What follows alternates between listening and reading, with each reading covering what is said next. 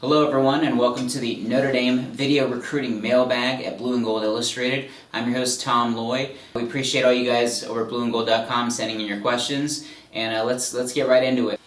Jerbowski wants to know if Equanimous St. Brown, the 4-star wide receiver out of Anaheim, California, Servite High School, is leaning to USC, or do I think Notre Dame lands him? Obviously, there was a report, I didn't see it until it was taken down, but I believe there was a report saying he committed to USC at some point last month on a visit. Everything I picked up this summer, especially out at the opening and talking to his father and talking to him and other sources, was that it's a 3-team race: Stanford, USC, and Notre Dame. At one point, his mother was hoping for Stanford, was kind of leaning that way. She thought the combination of athletics and academics was extremely strong, and the fact that it wasn't too far from home. Equanimous is a USC fan. He's got USC all over his room, and that came from his dad. USC's his favorite school. Notre Dame, however, really was an eye-opener for him and his family on his visit that he took earlier this spring. I mean, that's a big, that visit right there is why Notre Dame's in this. He showed up in Detroit the day after his visit wearing a Notre Dame visor and Notre Dame sweatpants. I mean, he was all about the Irish at that point. Now, in a perfect world, for Notre Dame, he shows up on his visit to the Stanford game for his official visit with his family. Notre Dame lays out the red carpet, blows him away, and he leaves committed to Notre Dame and shuts down his recruitment. He's been to USC, he's seen those places on the West Coast, so he can compare and contrast them. So we'll see what happens. My crystal ball says right now that he ends up at Notre Dame. USC's a definite threat because, if you're a fan of a school, it's always tough to pick against them, but at the same time, if you're looking big picture and you put that stuff aside, Notre Dame has a lot to offer him, so we'll see what happens. Jay Weiss, I apologize, wants to know the latest on 5-star defensive end Byron Coward. Byron was on campus at South Bend. He's got to Notre Dame, so kudos to the staff for that. It's going to be tough to land him. Let's be honest here. He's likely going to stay in state, Florida or Florida State. My crystal ball right now has him ending up with the Seminoles in Tallahassee. I don't think he ends up at Notre Dame. He was really adamant this summer about taking an official visit to Notre Dame and giving them a shot to really show them what they have to offer on a 2-day basis. I still think that could happen. I don't think it's a definite. I know he was eyeing the Stanford game on October 4th at one point. I know he's getting very tired of the recruiting process, as a lot of these kids are, and they want to shut things down. He wants to shut things down a little early. So there's talk of him committing within the next couple weeks. And if he does and he shuts down his recruitment, obviously Notre Dame's not going to land him. Right now, Notre Dame's a big, long shot to possibly land him, as is every school outside of Florida and Florida State. So we'll see what happens, but right now I'd say Notre Dame doesn't land Coward, and at this point, if he doesn't take an official visit, there's definitely no shot. But get him back on campus a second time, you never know what happens. Everyone's favorite Star69 wants to know why aren't recruits showing up to watch Notre Dame practice?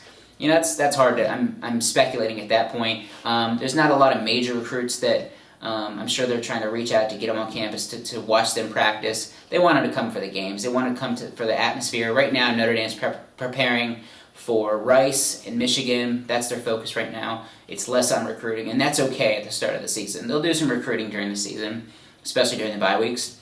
But right now, their focus is winning games, because in the end, winning cures all. And you show up looking flat against Rice because you're out there recruiting all the time and you're focusing on that. It's not going to look very good. So, right now their focus is less on recruiting and more on Rice and Michigan. That's obviously the big focus at this point. So I don't see it being a big issue that kids aren't showing up to practice. They're starting practice. They're busy in their schedules as well. And there's not a ton of local kids minutes from campus that will show up. So. And then he also wants to know why I don't believe defensive coordinator Brian VanGorder is going to be an elite recruiter off campus. Not many are when it comes to defensive and offensive coordinators. Some are, but not many are. And he's not the big name yet. Now this time next year, I could change my tune. Brian VanGorder is going to be an excellent recruiter when the kids come on campus. There's a reason 4-star cornerback John Reed was so all about Notre Dame after his visit, because he sat down with VanGorder, talked about how he was going to use him, talked about, his knowledge of defensive backs and cornerbacks, and it blew him away. And that's why Reed was so interested in Notre Dame. VanGorder is going to be able to sell everything on campus. He's got the NFL background, coached in the SEC. There's so much to like about his knowledge of the game, and ideally Notre Dame shows that this season and shows how they're going to use guys like Jalen Smith and a freshman like Niles Morgan, on the freshman D lineman like Johnny Williams and Jonathan Bonner, and show that Max Redfield has taken a step up since when he was playing for Diaco and things like that. So BVG's big sell is going to be like, look at my product on the field, and then when he gets him on campus, he's likely going to blow him away. If you ever get a chance to talk to BVG, he's very impressive, and like he is at all of our media sessions. So I just don't think he's going to be an elite recruiter off campus right now. But once the product hits the field, and if Notre Dame does what they expect to do this season on the field and have a strong defense, he could be just that, an elite recruiter off campus this time next year, because he'll be a bigger name. James Croner 3 wants to know which highly ranked recruit could come out of left field and pick Notre Dame like Niles Morgan, Eddie Vanderdoes, Greg Bryant, and guys like that in the past. It's really hard to speculate at this point. Achille Ross is a guy, he's going to come here for an official visit to Stanford. There's a lot of guys on the message board and national perception that says Notre Dame doesn't have a shot, and they're saying that USC is the big player here. Some consider him a lock to USC. I just don't see that. He was here on his own dime for 4 days, spending time with Coach Cooks, the defensive backs coach here at Notre Dame. I don't see why a kid would spend 4 days here and then return for an official visit to a school he's just not that interested in. So I do think Notre Dame's a player there, and he kind of fits that mold. He's a highly ranked recruit that, to a lot of people outside of blueandgold.com, Blue and Gold Illustrated, that could choose Notre Dame, and that would shock a lot of people. Another guy I would mention is a Canadian 4-star defensive tackle, Neville Gallimore, out of Ontario. Notre Dame's not really a huge player at this point. He's got official visits lined up, although the dates are kind of up in the air, to Oklahoma, Michigan State, and I believe Ohio State. A couple schools are also in the mix, Penn State, Florida State.